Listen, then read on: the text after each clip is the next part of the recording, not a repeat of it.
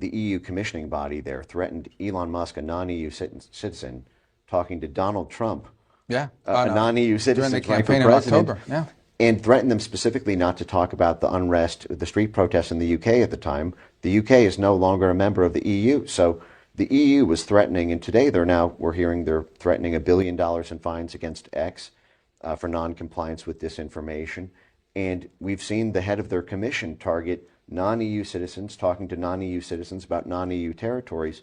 And so this is just one of these things as this code becomes mandatory in July, to know that the State Department is focused on protecting free speech both within and without is I think, an important thing. Well, just beyond Elon, if a country or a group of countries, in the case of the EU, although it considers itself sort of a country because these countries have, given over a significant amount of sovereignty in order to become a member of the EU, when you have foreign entities taking actions that go after Americans for speech, yes, that becomes a foreign policy irritant for the United States, and more than an irritant, it becomes an impediment in some cases to cooperate when they're going not just after a high-profile person like Elon, but anybody for that matter. I mean, I think if you extend this out, you could see it, threatening commentators, threatening people that are opining about world events, potentially threatening office holders in the United States. Right. I mean, so what if a American political figure, on the left or right,